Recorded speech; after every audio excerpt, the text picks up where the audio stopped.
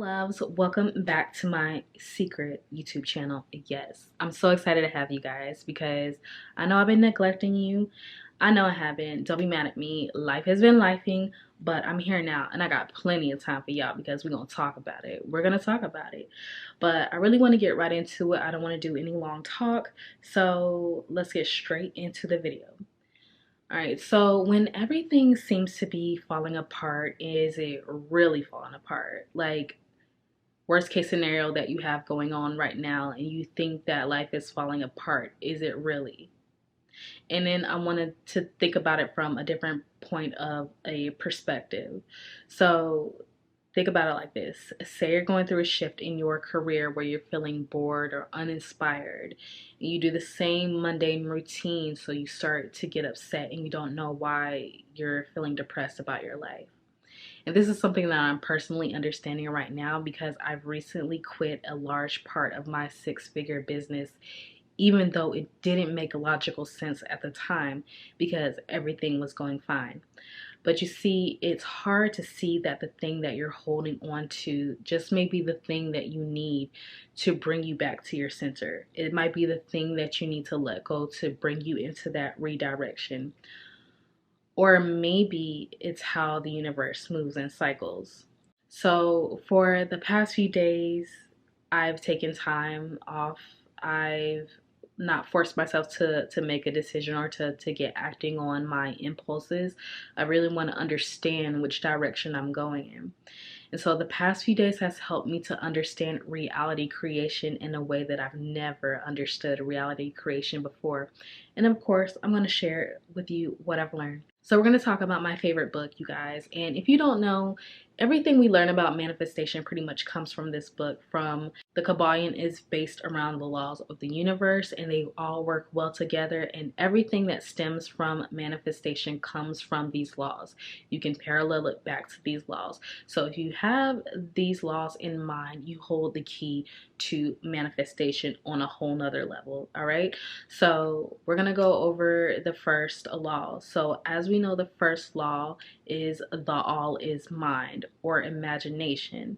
So we're going to keep that in mind, but I actually want to go down to the fifth principle, which is the law of rhythm, which states that everything flows in, everything has tides, all things rise and fall. The pendulum swing manifests in everything. The measure of the swing to the left, rhythm compensates. So in simplistic terms, every action has a reaction, right? Every thought, feelings, vibrations, the principle manifests in creation and destruction of worlds, the rise and the fall of nations, including the mental states of men. Now let's think about that for a minute, because when you are on a high trajectory, hitting your goals and peaking, like you're going up a slope, there will be that slope effect downward and you will see things going downward. And we always tend to perceive this as a bad thing that's going in life because you may get stagnant, you may get bored, because you've accomplished that goal and then things start to slow down, or in my case specifically, growing past a massive phase in your life. And that is a such as life thing, huh? So there's a very popular Bible verse that can back this up. And if you know, you know. If you understood what I just read to you, then you know what I'm getting ready to say, right? So let's go to Ecclesiastes chapter 3, and we're going to go down to my favorite section of that chapter, and that's verse 6 through 8. So there's a time to search and a time to give, a time to keep and a time to throw away, a time to tear and a time to mend, a time to be silent and a time to speak, a time to love and a time to hate, a time for war and a time for peace. I've been thinking about this in a way like I never have. And this section reminds me of how we tend to over-identify with our current identities when we are in a constant state of change, right?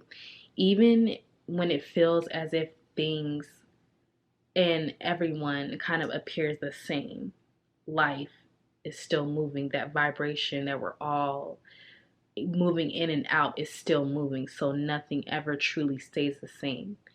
And think about how your life will get stagnant, especially when we are not moving our minds in a path that produces personal growth. Then we think about it, because 1 minute we're happy and 1 minute we're content, and then we're angry and then we're sad. These are all states that we're moving in throughout certain phases of our life on any given moment, on any given day. And this is the flow of life. And the key is to get into the flow. But we interrupt the flow by not moving our mental um, strength in a way of what we want. So if we're saying we want one thing, our goal is to personally continue to grow, and we're not moving in that direction, that's when things start getting stagnant, right? Doesn't that make sense? So if you've been getting that tug on your heart to move in a different direction, maybe move away from your hometown, maybe start a business, quit that job, in that relationship, get healthy, expand your imagination, expand your capacity to hold more abundance. That feeling that is tugging on you is your imagination, or God calling you to express your capacity to hold abundance in all areas of your life, because every state or identity that you are in is just a moment in time. It's just fleeting. I know you're saying, well, what do I do, Autumn? And I'm like, girl, I really don't know. I'm just kidding. But the thing is, you guys, you have to use your imagination, and more so in the way of becoming the observer, almost like a third person. Like, you have to view it in third person. So you have to, the thing is, you have to get away from physically dealing with it right now, which is right now you're trying to force a decision upon yourself. And this is what you would do in first person, which is that taking that massive action. And so from the outside looking in, watch the way that people respond to you and what they confirm about what you say to yourself. Watch how your body tenses up and the thoughts that come up. But the thing is with this, you guys, you cannot judge these thoughts. You cannot judge yourself for having these feelings.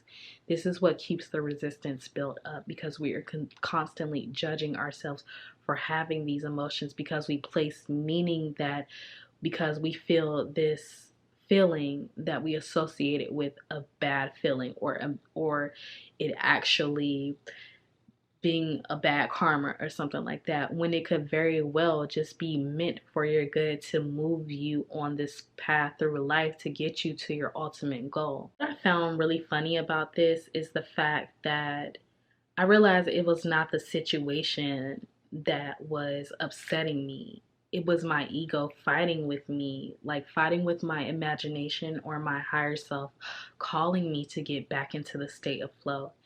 And as for letting go, you guys, when you observe the situation as it is working in your favor rather than against you, that is literally what it will be. So I'm going to end it there, you guys. I really want to thank you for watching this video, and thank you for being here with me. I really hope that you're doing well and that you are really taking it gentle with yourself this year, you guys. I feel like we're still coming off of a lot of emotions from last year, and I really feel like you have to be very gentle with yourself, and you have to be able to become the observer to observe yourself, because at the end of the day, you guys, you are having a human experience. Just because we're spiritual, we're still having that human experience. So it's okay to feel those human emotions. Just don't judge yourself for them, all right?